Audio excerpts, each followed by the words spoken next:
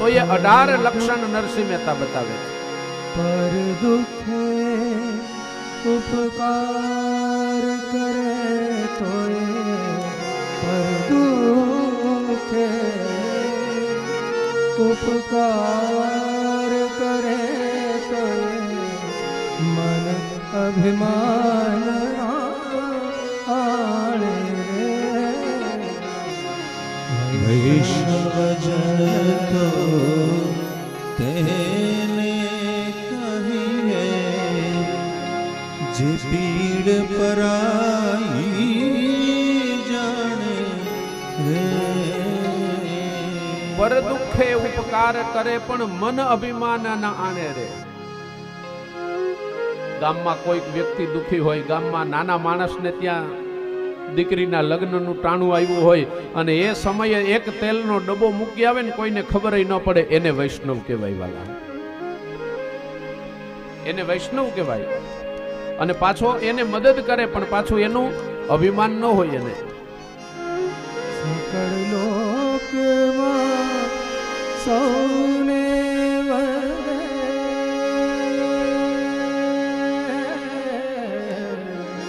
સકળ લોકમાં સૌને વંદે, નિંદા ન કરે કેની રે.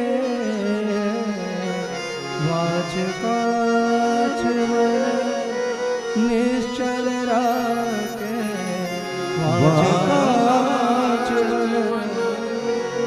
નિશ્ચલ રાખે. ધન્ય ધન જનની તેની રે. વૈષ્ણવ જન તો તેને કહીએ, જે પીડ પરાઈ જાણે રે. વૈષ્ણવ જન તો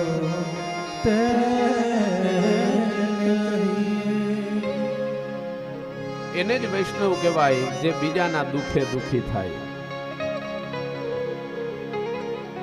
અને વેદવ્યાસજી 18 પુરાણનો સાર એક શ્લોકની અંદર બતાવે છે. અષ્ટાદશ પુરાણેષુ વ્યાસસ્ય વચનદ્વયમ. 18 પુરાણનો સાર બે વચનની અંદર વેદવ્યાસજી આપી દીધો. અષ્ટાદશ પુરાણેષુ વ્યાસસ્ય વચનદ્વયમ, પરોપકારાય પુણ્યાય પાપાય પરપીડનમ. પર ઉપકાર સમાન બીજું એકેય પુણ્ય નથી વાલા, અને પર પીડા સમાન એકેય પાપ નથી. તમારા કારણે કોઈકના દુઃખ દૂર થાય ને, આના જેવું આ જગતમાં એકેય પુણ્ય નથી. અને તમારા કારણે કોઈકનો આત્મા દુઃખી થાય તો આના જેવું આ જગતમાં કોઈ પાપ નથી. તો વૈષ્ણવ એને કહેવાય જે બીજાના માટે જીવતો હોય. વણલોભીને કપટ રહિત છે, કામ ક્રોધ નિવાર્યા રે. વણલોભીને કપટ રહિત છે, કામ ક્રોધ નિવાર્યા રે. ભણી નરસૈયો તેનો દર્શન કરતા, ભણી નરસૈયો તેનું દર્શન કરતા, કુળે કો તે તારા રે. વૈષ્ણવ જન તો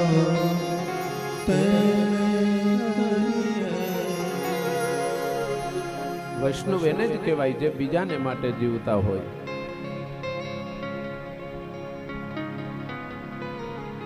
આ ગાય કોઈ દિવસ પોતાનું દૂધ પીવે છે? પરોપકારાય વહંતિ નદ્યઃ, પરોપકારાય ફલંતિ વૃક્ષઃ, પરોપકારાય ગાવમ દુહંતિ. કોઈ દિવસ કોઈએ સાંભળ્યું કે આજે અમારી ગાય બધું દૂધ પી ગઈ? એમ નહીં. કાં એ ગાય આપણા માટે જીવે છે તો એ ગાય વૈષ્ણવ છે. જે વૃક્ષ પોતે દુઃખ સહન કરે ને જે ફળ લાગે ને કોઈ પથ્થર મારે એના બદલામાં એ ફળ આપી દે તો એ વૃક્ષ વૈષ્ણવ છે. જે નદીઓ વહેતી હોય અને એ નદી કોઈ દી પોતે પોતાના નીર નથી પીતી, એ નીર બીજાને માટે વહાવે છે તો એ નદી વૈષ્ણવ છે. તમે જો બીજાને માટે જીવો છો ને વાલા તો તમે વૈષ્ણવ છો. તો એવા શ્રી સુખદેવજી મહારાજને વંદન કર્યા, જેને પિતાનો પ્રેમ અને માની મમતા ન રોકી શકી. સર્વભૂત હૃદયમ મુનિમાનતોસ્મિ.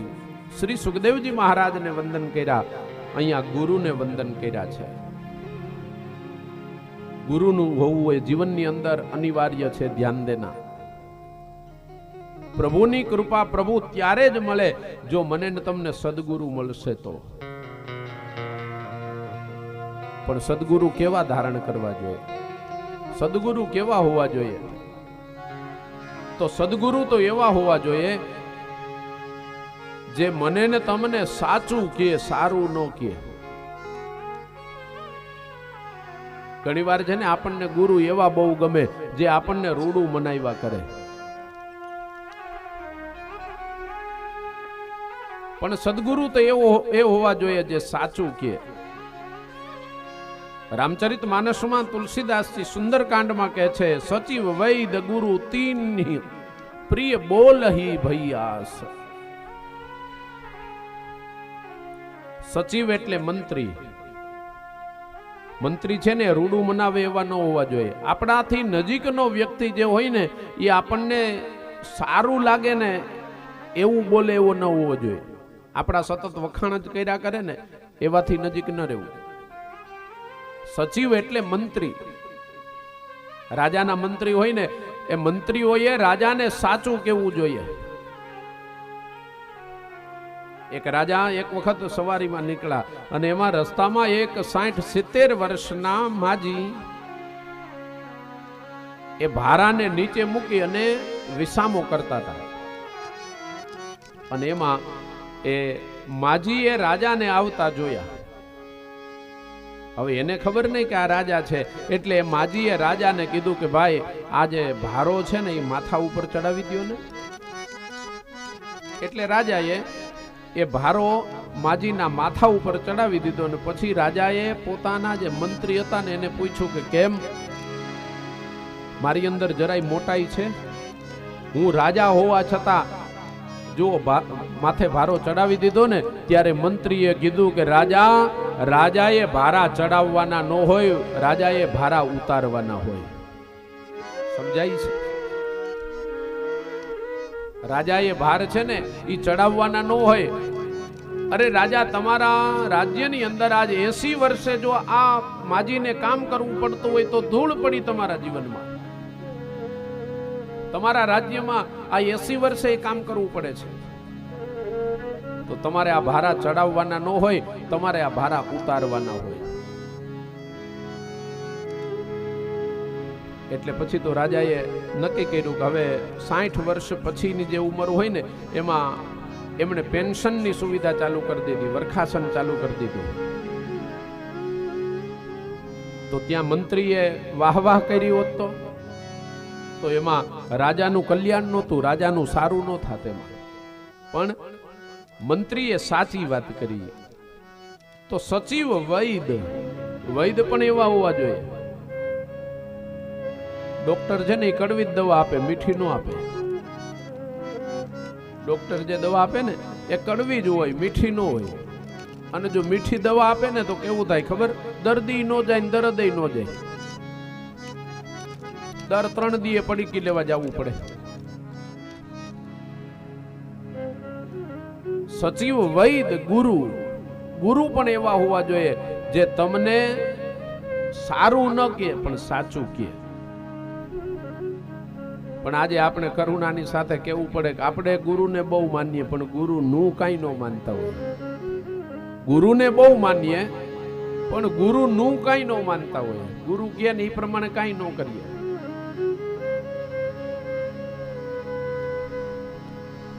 આંખો આવીને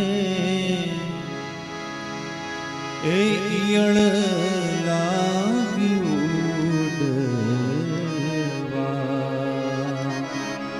પાંખો આવીને ઈયળ લાગ્યું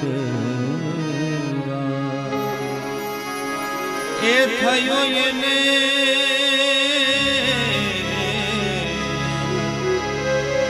એ થયો એને ભમરી કેરો એ ગુરુજી એવા ગોતી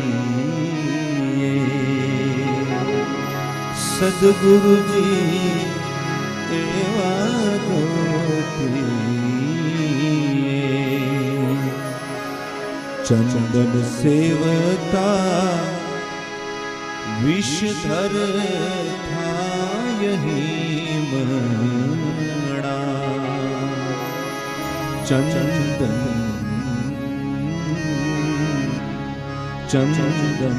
સેવતા વિષધર થાય હિમણા એ થયો એને એ થયો એને ચંદન કેરો સદગુરુજી એવા આવા જો સદગુરુ મને ને તમને મળી જાય તો ભવસાગર ને પાર ઉતરી શકાય. એટલા માટે અહીંયા ગુરુને વંદન કર્યા છે.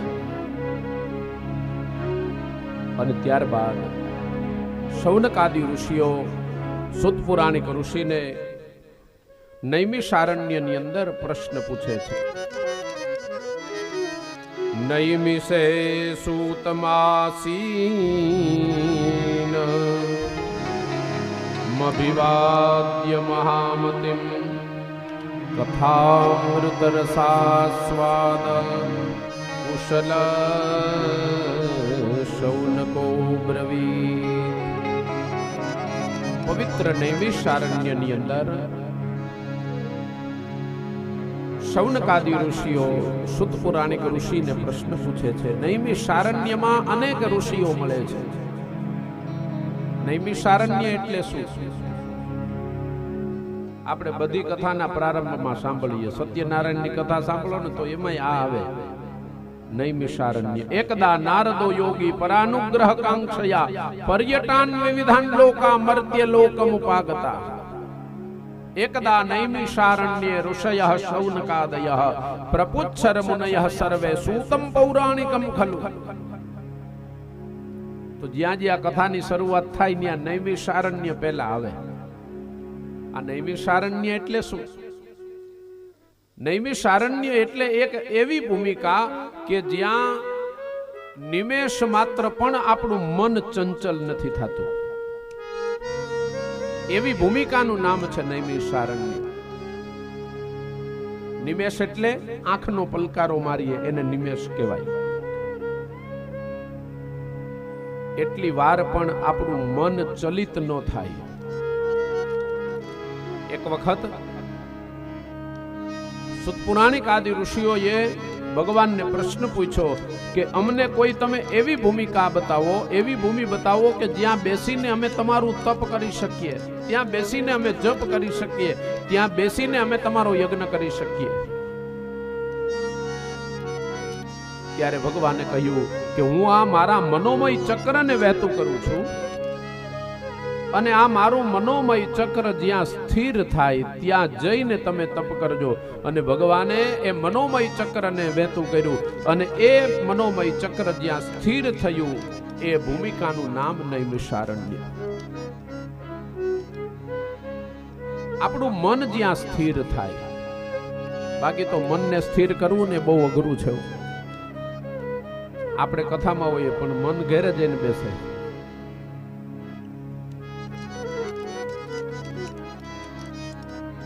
અને મન તો ક્યાં ક્યાં જઈને બેસે.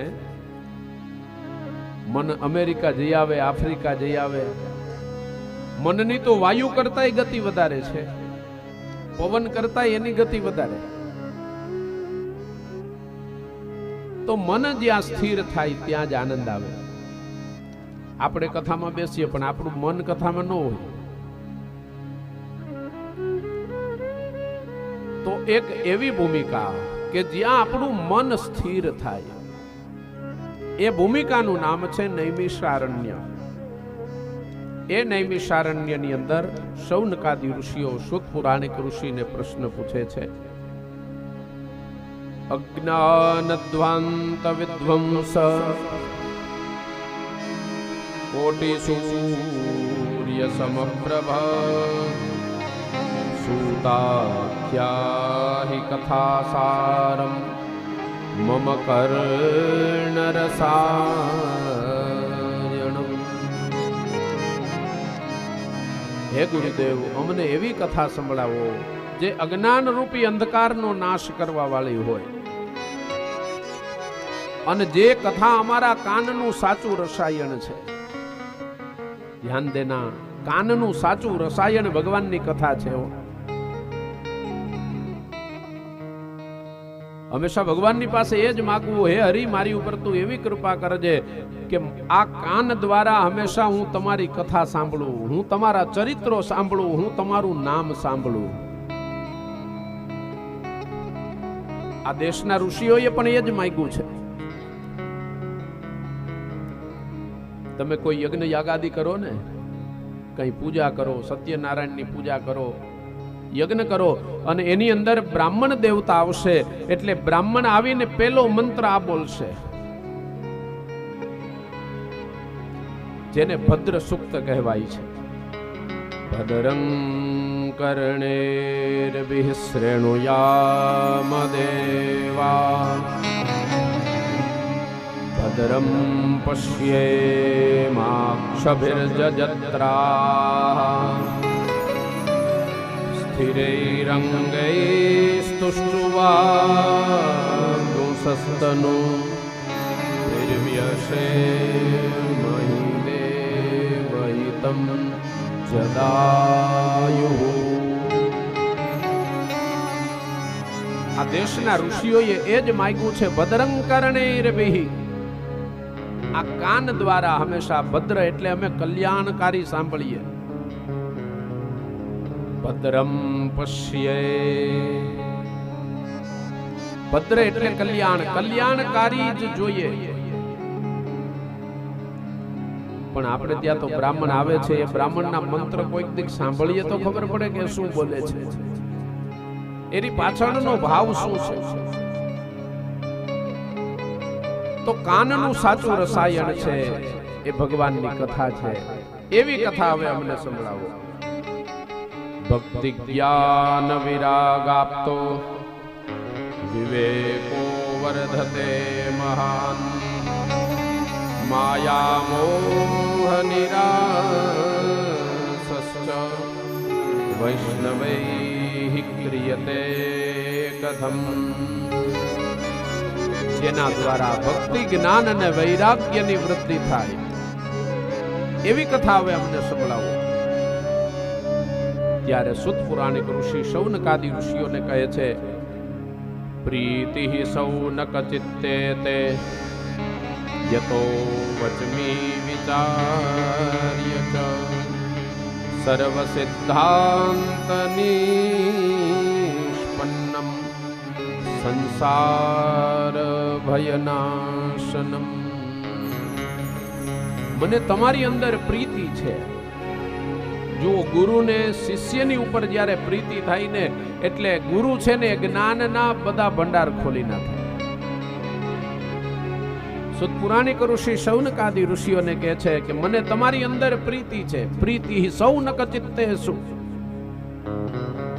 એટલા માટે હવે હું તમને જે કથા સંભળાવવા જઈ રહ્યો છું, આ કથા કોઈ સામાન્ય નથી. આ કથા દેવતાઓને પણ દુર્લભ છે. આ કથા દેવતાઓને પણ નથી મળી. શ્રી સુખદેવજી મહારાજ પરીક્ષિત રાજાને એક વખત કથા સંભળાવતા હતા. ભાગવતની કથા.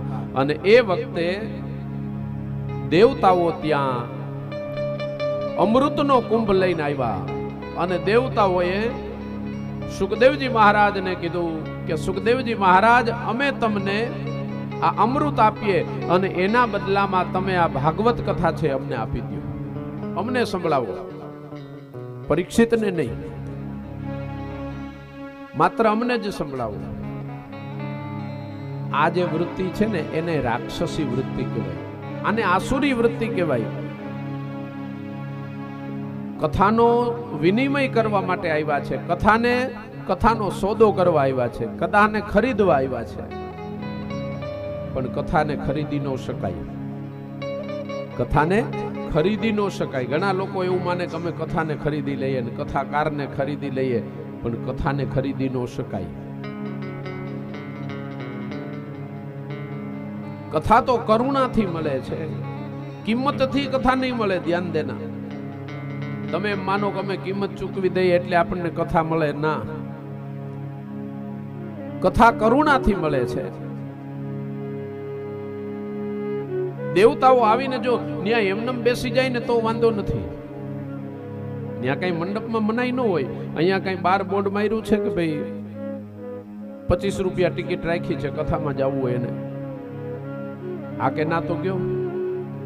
અહીંયા કે બાર બોર્ડ માર્યું છે નથી ને? ટિકિટ રાખવી જોઈએ ને, શું કામ નથી રાખી? કારણ કે આ કથાની અંદર વધારે લોકો લાભ લે ને, એમાંથી જે પુણ્ય મળશે, એમાંથી જે ફળ મળશે, ભજન અને ભોજન સાથે ભેગું થાય ને એનું જે પુણ્ય ફળ મળે ને, એનાથી આપણા પિતૃઓની ગતિ થશે. એટલા માટે તો કથાના મંડપમાં ક્યાંય ટિકિટ ન હોય તો અહીંયા દેવતાઓ પણ આવીને બેસી જાય તો કઈ મનાઈ નથી. પણ દેવતાઓ કથાને ખરીદવા આવ્યા છે. જુઓ, દેવતાઓએ શું કહ્યું? એવં વિનિમયે જાતે સુધારાગ્ના પ્રપીયતામ પ્રપાસ્યામો વયં સર્વે શ્રીમદ્ભાગવતામૃતમ. દેવતાઓ સુખદેવજી મહારાજને કહે છે કે મહારાજ, અમે તમને કથામૃત આપીએ અને અમે તમને અમૃત આપીએ અને એના બદલામાં તમે અમને કથામૃત આપો. એટલે સુખદેવજી મહારાજ કે એમાં મારું ન ચાલે. પરીક્ષિત રાજાને પૂછો એને કયું અમૃત પીવું છે. એટલે પરીક્ષિત રાજાને પૂછ્યું કે રાજા, તમારે કયું અમૃત પીવું છે? આ સમુદ્ર મંથન માંથી નીકળેલું અમૃત એ પીવું છે કે શ્રીમદ ભાગવતામૃત પીવું છે? તો કે મહારાજ, આ બેયના ફાયદા શું એ તો બતાવો. ત્યારે સુખદેવજી મહારાજે કહ્યું કે સમુદ્ર મંથન માંથી નીકળેલું અમૃત છે ને એ તમને અમર બનાવી દેશે, અને આ શ્રીમદ ભાગવતામૃત છે ને એ તમને અભય બનાવશે. ત્યારે પરીક્ષિત રાજાએ કીધું કે મારે અમર નથી થવું. કારણ કે અમર થવાથી શું? અમર એટલે જે કોઈ દિવસ મરે નહીં. પણ અમર થઈને શું? જો આ તમારું જીવન કોઈને કઈ કામ ન લાગે તો. જીવન જીવ્યા તેથી શું? એ તો મળી ગયું ને જીવ્યા. ઈચ્છિત મૃત્યુ પામવું એ મુકદ્દરની વાત છે. તમે કેટલું જીવ્યા છો ને એનું મહત્વ નથી, પણ તમે કેવું જીવ્યા છો ને એનું બહુ મહત્વ છે. ઘણા લોકો બહુ લાંબુ જીવે પણ સાવ નકામું, કાંઈ કોઈને કામ ન લાગે. પછી તો છોકરાઓ માનતા કરે કે હવે તો છૂટી જાય તો સારું. પછી એને પૂછાય છોકરાઓને કે કોણ છૂટી જાય? એટલે હળવેકથી છોકરાઓ એમ કે અમે. ઘણા બહુ લાંબુ જીવે, ઘણા દીર્ઘ જીવન જીવીને જાય અને ઘણા દિવ્ય જીવીને જીવન જીવીને જાય. વાલા, પણ જે દીર્ઘ જીવન જીવીને જાય છે ને એને આ જગત યાદ નથી કરતું, પણ જે દિવ્ય જીવન જીવીને જાય ને એને આ જગત યાદ કરે છે. સ્વામી વિવેકાનંદ એ ઓછું જીવન જીવીને ગયા છે, પણ છતાં એને જગત યાદ કરે છે. આપણા ભક્તો બહુ ઓછું જીવન જીવીને ગયા છે, પણ છતાં એને આ જગત યાદ કરે છે, કારણ એ જગતને કંઈક ઉપયોગી થયા છે, એ જગતને કંઈક કામ લાગ્યા છે. અને આપણે યોગી ન થઈ શકીએ ને તો કઈ નહીં, યોગી ન થઈ શકીએ તો કઈ નહીં, પણ કોઈકને ઉપયોગી તો થાય ને. ગામમાં કાંઈક કોઈકને કામ લાગ્યા હોય ને તો એ જીવન કામનું છે, બાકી તો નકામું છે.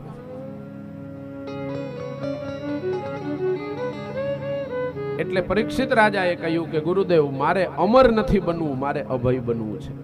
મારે લાંબુ નથી જીવવું, મારે દીર્ઘ જીવન નથી જોતું, મારે દિવ્ય જીવન જીવવું છે. એટલે દેવતાઓને શ્રી સુખદેવજી મહારાજ કહે છે, ક્વ સુધા ક્વ કથા લોકે ક્વ કાચઃ ક્વ મણિર મહાન બ્રહ્મરાતો વિચાર્યૈવં તદા દેવાન જહાસઃ.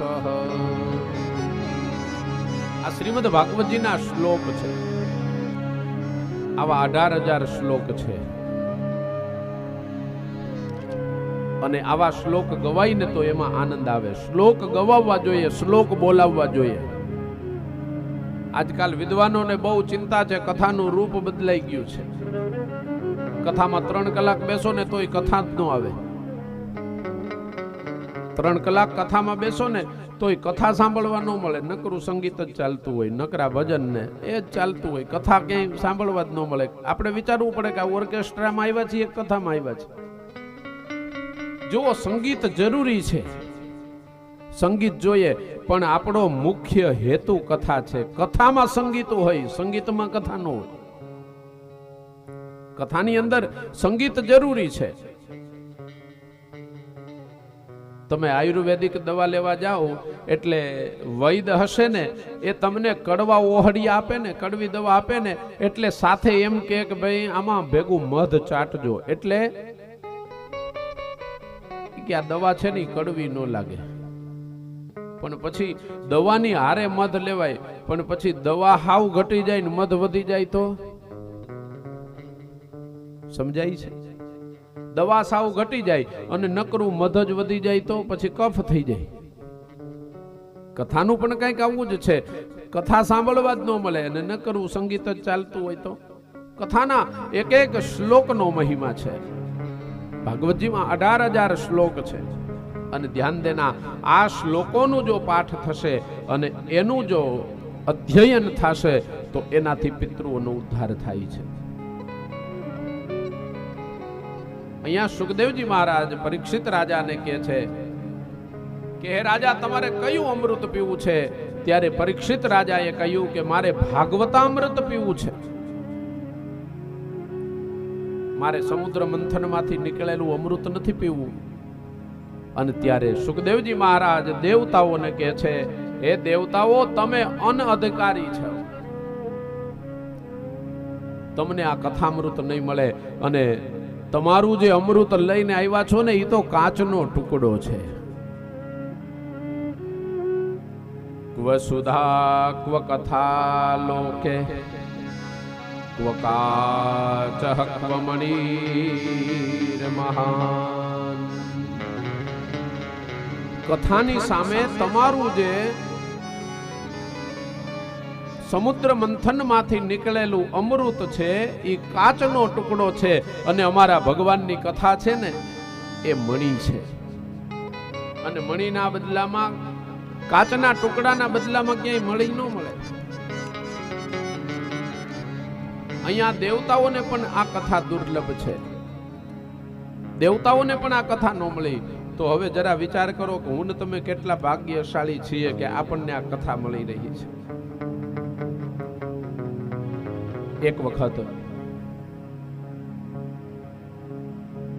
સુખદેવજી મહારાજ પરીક્ષિત રાજાને કહે છે કે હે રાજન, અહીંયા શૌનકાદિ ઋષિઓ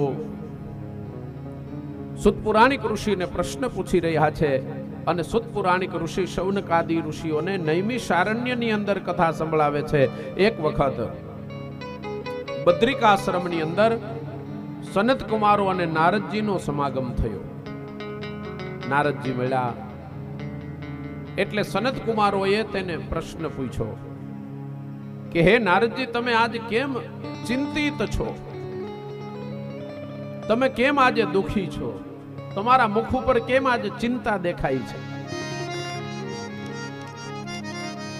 તમારા મુખ ઉપર ચિંતા કેમ દેખાય? તમે ચિંતા ન કરો, કારણ કે તમે તો ભગવાનના ભક્ત છો. અને ધ્યાન દેના, ભગવાનના જે ભક્ત હોય ને એને કોઈ દિવસ ચિંતા ન હોય. હરિકા દાસ કભી ન ઉદાસ. ભગવાનના ભક્ત હોય, વૈષ્ણવ હોય, કોઈ સંત હોય તો એને ચિંતા ન સતાવે. બાકી તો આખા જગતને ચિંતા સતાવે.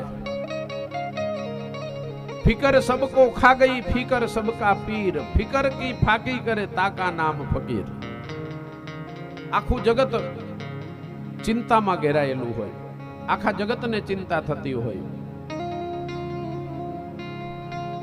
પણ ભગવાનનો જે ભક્ત હશે ને એને ચિંતા ન હોય. કારણ ભક્ત એને જ કહેવાય જેની અંદર 3 ભનો સમન્વય હોય. સૌથી પહેલું તો ભાવ. જેની અંદર ભાવ હોય ને એને જ ભક્ત કહેવાય. અને બીજું ભજન, અને ત્રીજું ભરોસો. જેની અંદર આ 3 ભનો સમન્વય હોય એને જ ભગવાનનો ભક્ત કહેવાય. અને જેને ભરોસો હોય ને એને ચિંતા ન હોય. આપણને તો ચિંતા એટલા માટે છે કે આપણને ભગવાનની ઉપર ભરોસો નથી. કારણ ચિંતા એ તો અવિશ્વાસનું પ્રતીક છે. ચિંતા એટલે અવિશ્વાસ. નરસિંહ મહેતાને ભગવાનની ઉપર ભરોસો હતો, અને એને ભરોસો હતો ને એટલે નરસિંહ મહેતા સૂઈ જતા હતા, પણ એના કાર્ય કરવા માટે ભગવાન આવ્યા છે. ઇતિહાસ સાક્ષી છે. 52 વખત જુનાગઢની અંદર ભગવાન આવ્યા છે. કારણ નરસિંહ મહેતાને ભગવાનની ઉપર ભરોસો હતો. એને બધું જ ભગવાનના ભરોસે છોડી દીધું છે. અને જેનો આશ્રય દ્રઢ હોય ને એને કોઈ દિવસ ચિંતા ન હોય. એને કોઈ દિવસ ચિંતા ન હોય, કારણ કે એને ઠાકોરજીના ચરણનો વિશ્વાસ હોય, ભરોસો હોય.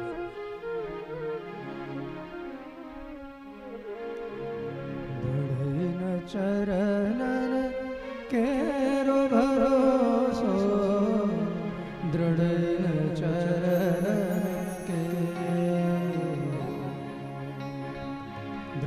સુરદાસ પોતાના પદની અંદર કહે છે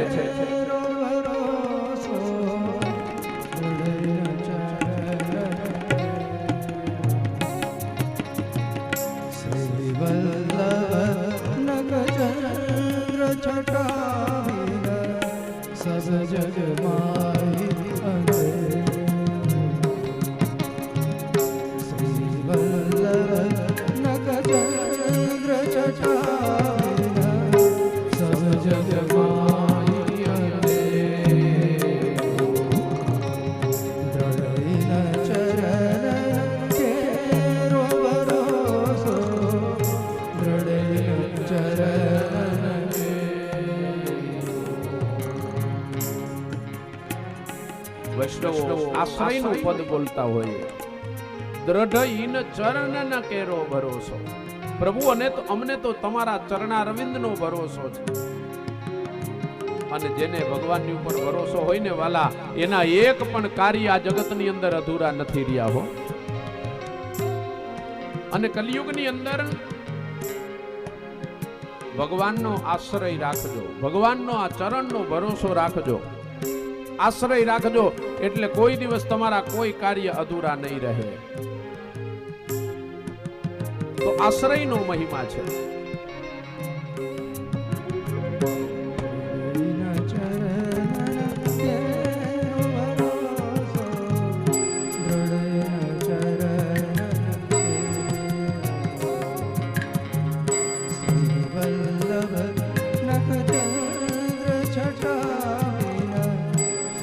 જગ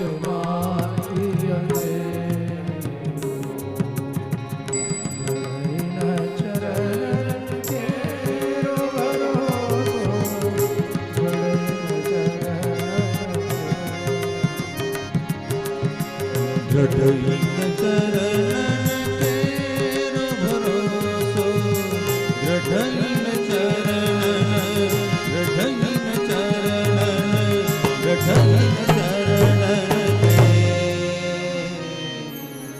જેને ભરોસો હોય એને ભક્ત કહેવાય. તો નારદજીને સનત કુમારો કહે છે કે તમે કેમ ચિંતિત દેખાવ છો? હરિકા દાસ કભી ન ઉદાસ. તો તમારા મુખ ઉપર આજે કેમ ચિંતા દેખાય છે? કથમ બ્રહ્મંદીન મુખઃ કુતશ્ચિંતાતુરો ભવાન ત્વરિતમ ગમ્યતે કુત્ર કુતશ્ચા ગમનમ તવ. કથમ બ્રહ્મંદીન મુખઃ, કેમ તમે આજે ચિંતિત દેખાવ? ત્યારે નારદજી કહે છે કે હે સનત કુમારો, હું આ પૃથ્વી ઉપર ગયો તો પૃથ્વીની અંદર હરિક્ષેત્રની અંદર ગયો, કુરુક્ષેત્રની અંદર ગયો, શ્રીરંગની અંદર ગયો, સેતુબંધની અંદર ગયો, પણ મને ક્યાંય સત્ય ન દેખાણું. સત્યમ નાસ્તિ તપઃ શૌચમ દયાદાનમ ન વિદ્યતે ઉદરં વરિણો જીવા વિવાય કાકૂટભાષણમ. સત્યમ નાસ્તિ, કલિયુગનું દર્શન અહીંયા કરાવે છે નારદજી. સત્ય નથી રહ્યું કલિયુગમાં, સત્ય ક્યાંય નથી દેખાતું. તપઃ શૌચમ, તપ નથી દેખાતું ક્યાંય. શૌચનો અર્થ થાય પવિત્રતા. પણ જુઓ, અહીંયા પવિત્રતા એટલે સ્વચ્છતા નહીં, ચોખ્ખાઈ નહીં. ધ્યાન દેના, બાહ્ય શુદ્ધિ ને ચોખ્ખાઈ કહેવાય છે. બહારથી આપણે ચોખ્ખા થાય ને એને ચોખ્ખાઈ કહેવાય, પણ અંદરની પવિત્રતાની અહીંયા વાત કરી છે. અને અંદરની પવિત્રતા એ અતિ આવશ્યક છે. અને એટલા માટે જ આપણા પુષ્ટિ માર્ગની અંદર જલભેદ પ્રકરણની અંદર શ્રીમદ આચાર્ય ચરણ મહાપ્રભુજી આજ્ઞા કરે કે આપણે પવિત્રતા જાળવવી જોઈએ, આપણે ચોખ્ખાઈ જાળવવી જોઈએ. અને એટલા માટે જ આ આપણને કોરોના કાળ વખતે સમજાણું, એકબીજાને અડવું નહીં. આ કોરોના કાળમાં કેવું આપણને સમજાઈ ગયું. તો આપણા મહાપ્રભુજી તો કેટલા 550 વર્ષ પહેલા કહી ગયા છે આપણને કે કોઈને સ્પર્શ ન કરવો, કોઈને અડવું નહીં, દૂરથી નમસ્કાર કરો. મરજાદી ભાઈઓ જે બહેનો સેવા પહોંચતા હોય ને, એટલે એ અપરસમાં હોય. આપણે બોલીએ ને, એમણે સેવા પધરાવી છે ને સેવા પહોંચે છે એટલે અપરસમાં છે. અપરસ શબ્દ નથી, પણ સાચો શબ્દ છે અસ્પૃશ્યતા. અસ્પૃશ્ય રહેવું, કોઈને સ્પર્શ ન કરવો, કોઈને અડવું નહીં. કારણ કે કયો વ્યક્તિ કયા રોગના જમ્સ લઈને આવે છે ને આપણને ખબર નથી. મહાપ્રભુજીએ જે આપણને સેવાનો પ્રકાર બતાવ્યો છે ને એ સૌથી શ્રેષ્ઠ છે અને એ સંપૂર્ણ વૈદિક પરંપરા છે. ધ્યાન દેના. પણ આપણને આ કોરોના વખતે સમજાણું, તમે કોઈક મરજાદીને ત્યાં જાવ ને એટલે મરજાદીએ જે એનો નળ હશે ને ત્યાં લાકડું બાંધેલું હશે. એ લાકડું બાંધેલું હોય એ શું કામ બાંધેલું હોય કે તમારા હાથમાં રહેલા જમ્સ છે એ ત્યાં ન લાગે. અને આમાંથી જ રોગ ફેલાય છે. તમે ત્યાં આડો અને તમારી અંદર જે જમ્સ હોય, જે વાયરસ હોય, જે બેક્ટેરિયા હોય એ નળને બીજો સ્પર્શ કરે તો એને લાગે. અને શ્રીમદ આચાર્ય ચરણ મહાપ્રભુજીએ આજ્ઞા કરી છે કે હાથ ખાસા કરવા માટે માટી લેવી. માટીથી આપણે ખાસા કરતા હોઈએ.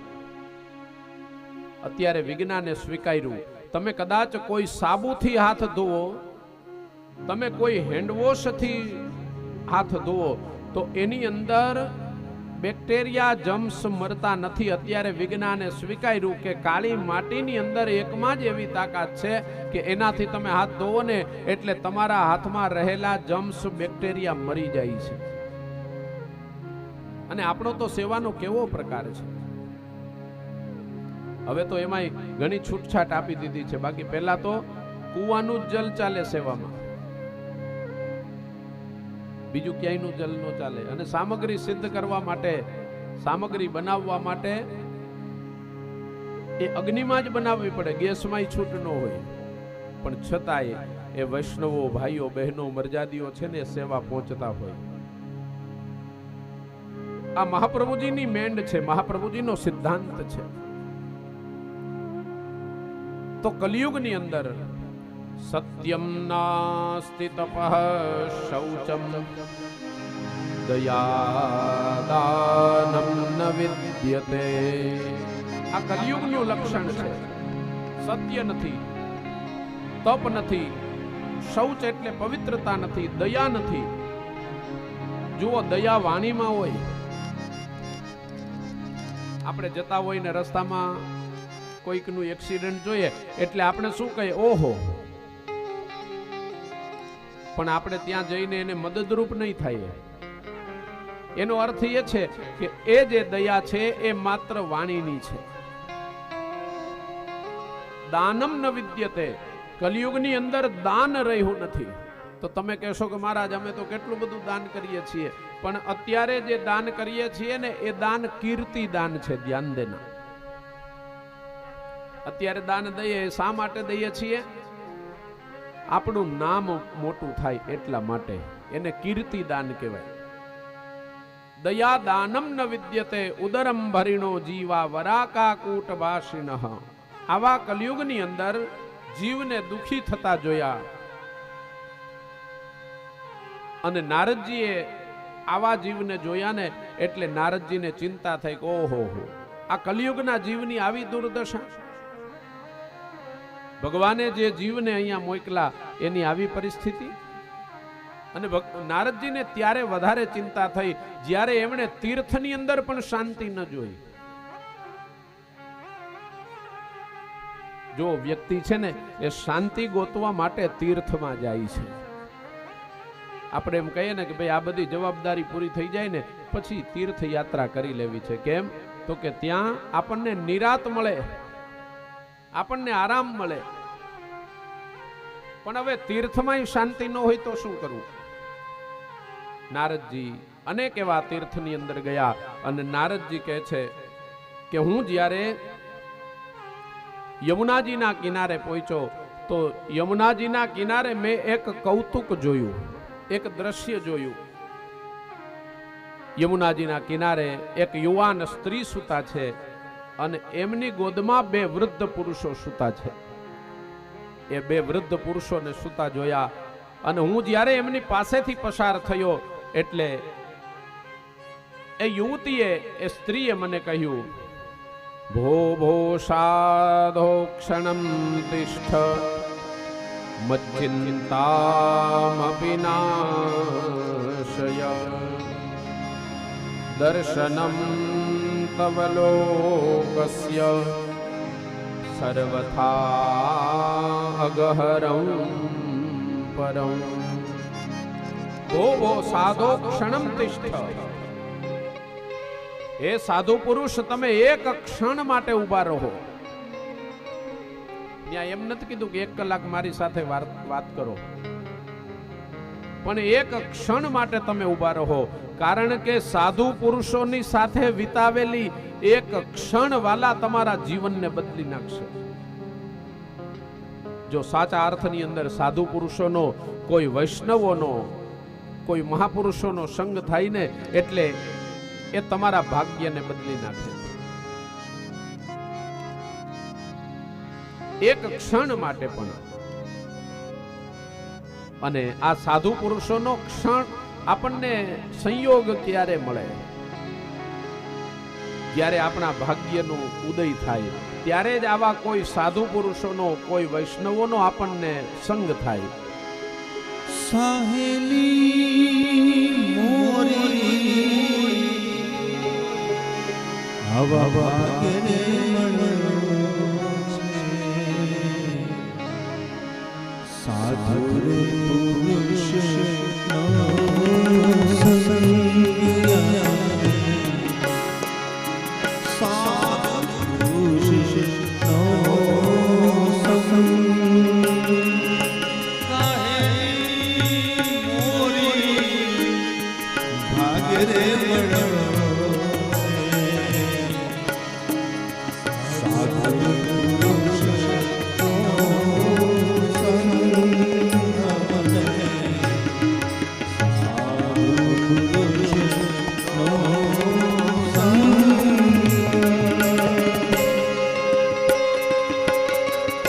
તમારા ભાગ્યનો જ્યારે ઉદય થાય ને વાલા, ત્યારે તમને કોઈક સાધુ પુરુષોનો સંગ થાય, ત્યારે કોઈક વૈષ્ણવનો સંગ થાય. મારા હરિની તમારી ઉપર કૃપા ઉતરે ખબર કેમ પડે? મારા પ્રભુની તમારી ઉપર જ્યારે કૃપા ઉતરવાની હોય ને વાલા, ત્યારે તમને કોઈ સાધુ પુરુષોનો સંગ કરાવે, ત્યારે કોઈક વૈષ્ણવનો તમને સંગ કરાવે છે. અબર પુરુષીનો હરી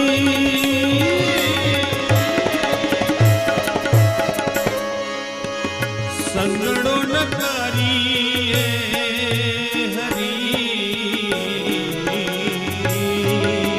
અબર પુરુષ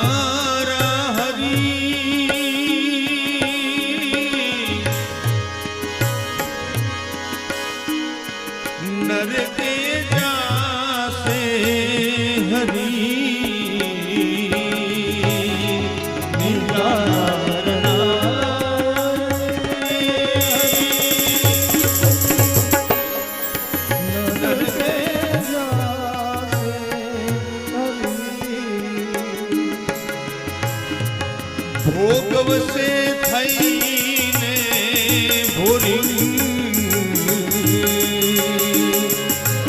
એ સાહેલી મોરી ભાગે રે મળો સાધુ રે પુરુષ એ સાહેલી મોરી ભાગે રે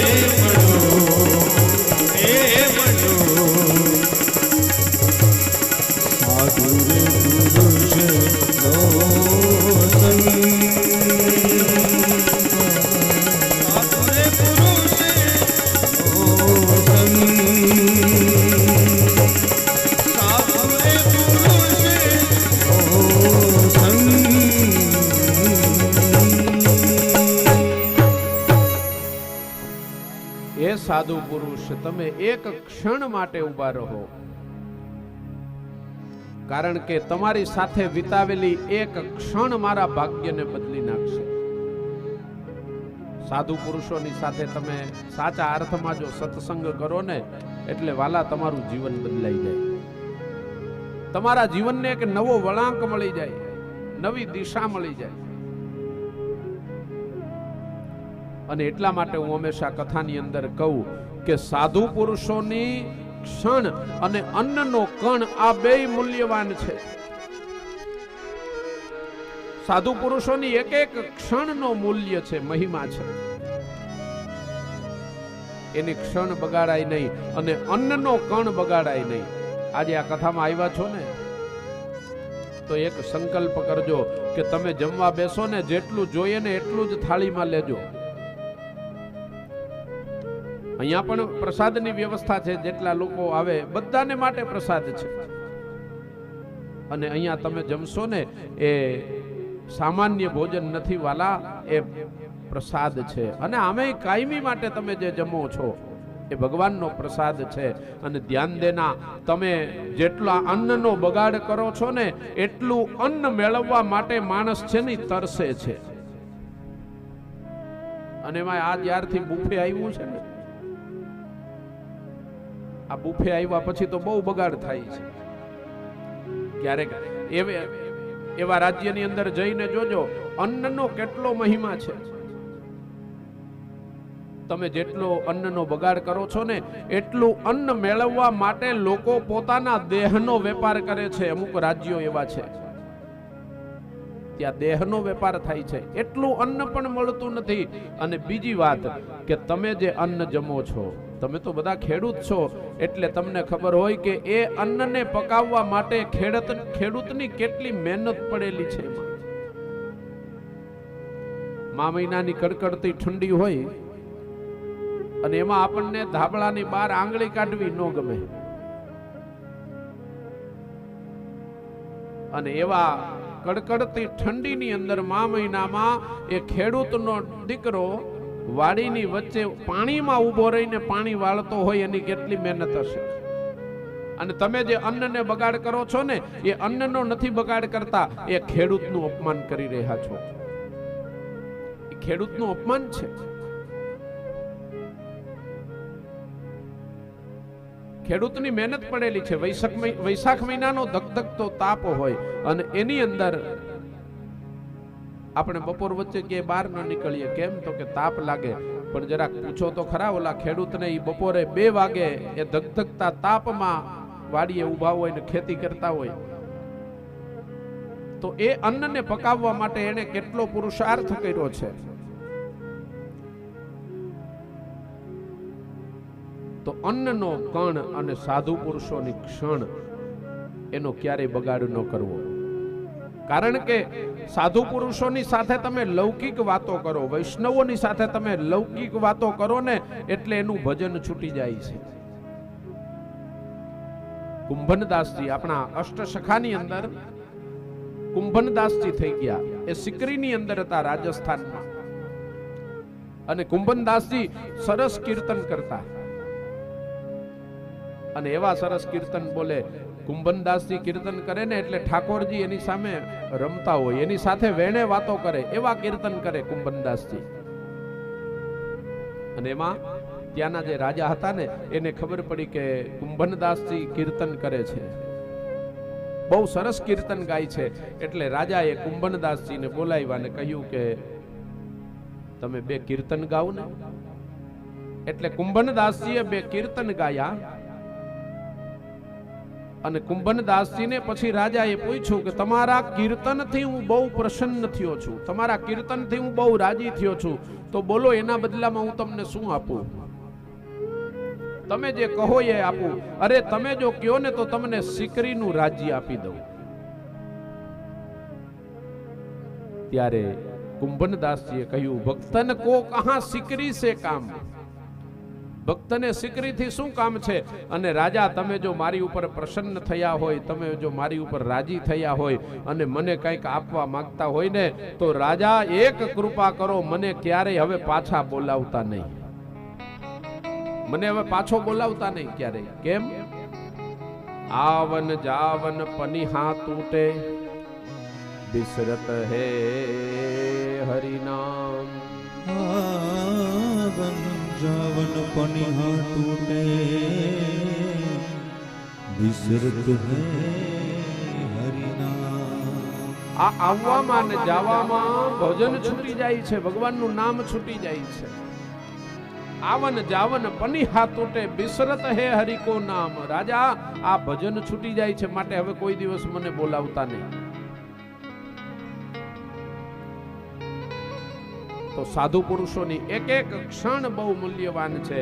એટલા માટે અહીંયા ભક્તિ મહારાણી કહે, હે સાધુ પુરુષ, તમે એક ક્ષણ માટે ઉભા રહો. ત્યારે નારદજીએ પૂછ્યું કે દેવી આપ કોણ છો?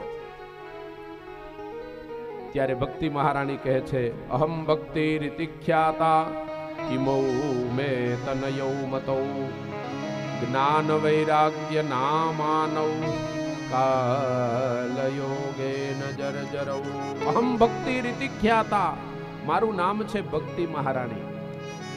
અને આ મારી ગોદમાં સૂતેલા વૃદ્ધ પુરુષો એ બંને મારા દીકરાઓ છે. એટલે નારદજીએ પૂછ્યું કે આવું કેમ?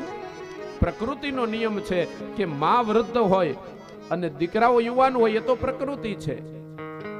પણ માં યુવાન અને પુત્રો વૃદ્ધ, આવું કેમ બની શકે? ત્યારે ભક્તિ મહારાણી કહે છે કે મહારાજ, એ જ તો દુઃખ છે. મારા જીવનનું એ જ દુઃખ છે. ઉત્પન્ના દ્રવિડે સાહમ વૃદ્ધિમ કર્ણાટકે ગતા ક્વચિત ક્વચિન મહારાષ્ટ્રે ગુર્જરે જીર્ણતામ ગતા. ઉત્પન્ના દ્રવિડે સાહમ, હું દ્રવિડ દેશની અંદર એટલે દક્ષિણમાં ઉત્પન્ન થઈ. દક્ષિણની ભક્તિ છે ને એ યુવાન છે. અત્યારે પણ ભક્તિ મહારાણી તમને દક્ષિણમાં બહુ જોવા મળશે. દક્ષિણમાં ક્યારેક જવાનું થાય ને સાઉથમાં, તો ત્યાંના જે ભક્તો હશે એની ભક્તિ જે હશે એ યુવાન હશે. દક્ષિણના લોકોને કપાળમાં તિલક કરતા શરમ ન આવે. ત્યાંના લોકો કપાળમાં તિલક કરે, આપણને તિલક કરવામાં શરમ આવે.